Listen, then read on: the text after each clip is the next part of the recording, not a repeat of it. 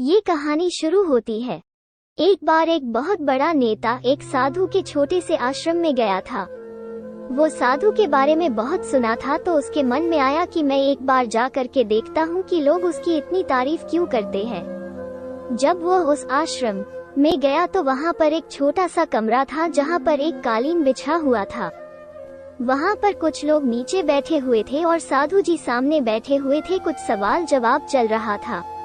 वो नेता उस आश्रम में आया और उस नेता के साथ में 4 बॉडीगार्ड भी थे और उसकी यह आदत थी कि जहाँ पर भी वह जाता था, लोग अपनी जगह से खड़े हो जाते थे और उसकी तरफ देखते थे, हाथ जोड़ते थे और सर झुकाते थे। लेकिन यहाँ पर ऐसा कुछ भी नहीं हुआ। साधु व्यस्त होने के कारण उसकी तरफ देखा तक नहीं। तभी नेता को लगा कि यह मेरी बेइज्जती है और वो इस बात से गुस्सा हो गया।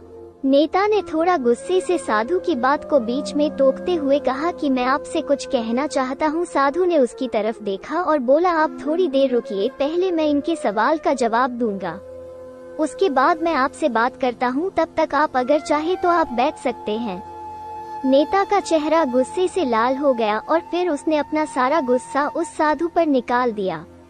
अभी तक वह नेता बहुत तमीज से आप कह करके बात कर रहा था, लेकिन अब वो तू तड़ाक पर उतर आया। नेता ने उस साधु को कहा, तुझे पता भी है मैं कौन हूँ और तू किससे बात कर रहा है? साधु ने उसकी तरफ देखा और कहा, मुझे इससे कोई फर्क नहीं पड़ता है कि आप कौन हैं, लेकिन आप जो कोई भी है, अगर आप चाहते हैं कि मैं आपके सवाल का जवाब दूं या आपसे बात करूं तो आपको कुछ देर रुकना होगा। और साधु की यह बात सुनकर नेता गुस्से से पागल हो गया और वही सबके सामने चीखने चिल्लाने लगा, अब मैं तुझे तेरी असली औकात दिखाऊंगा। तूने मुझसे पंगा लेकर के ठीक नहीं किया, तुझे पता भी है मैं तेरे बारे में क्या सोचता हूँ।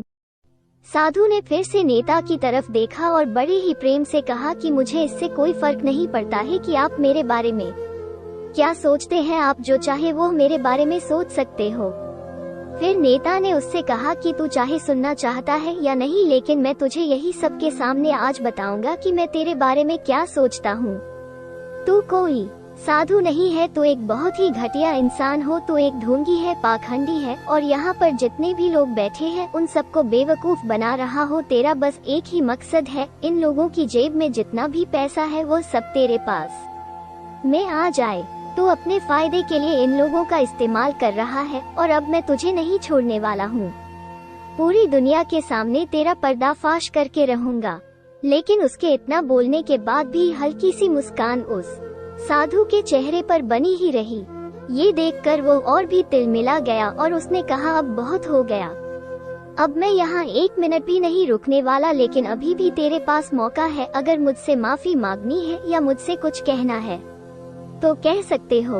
इतना सब होने के बाद भी साधु के चेहरे पर एक मुस्कान थी और वह बिल्कुल शांत था। और फिर उन्होंने अपनी आंखें बंद करी और फिर साधु ने अपनी आंखें खोली, हाथ जोड़े और कहा कि मुझे आपसे कोई गिला शिकवा नहीं है, आपके लिए मेरे मन में कोई भी गलत ख्याल नहीं है। जो भी मेरे बारे में आपने कहा वह आपकी अपनी सोच थी, तो मुझे आप में कोई भी बुराई नजर नहीं आती है। मुझे आप बहुत ही भले इंसान लग रहे हैं। और साधु के इतना कहते ही नेताजी का दिमाग 7वें आसमान पर पहुंच गया।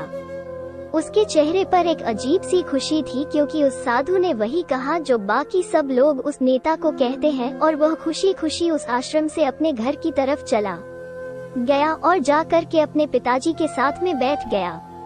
उसके पिताजी ध्यान में थे।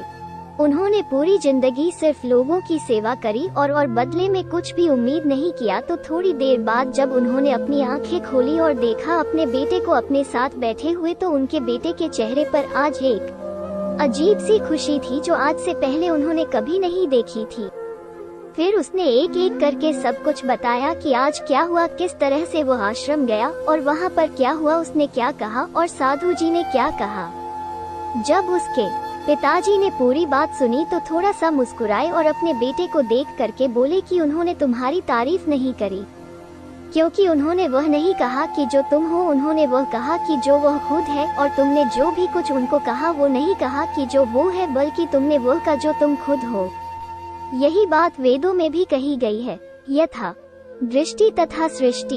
ये दुनिया तुम्हें वैसी नहीं दिखती जैसी ये दुनिया है, ये दुनिया वैसी दिखती है तुम्हें जैसे तुम खुद हो। जिसकी नज़र जैसी है उसके लिए ये दुनिया वैसी ही है। तो अगर तुम अपनी दुनिया को बदलना चाहते हो तो उसका सिर्फ एक तरीका है, अपनी नज़र को बदलो। दोस्तों, बस इतनी सी थी ये कहानी।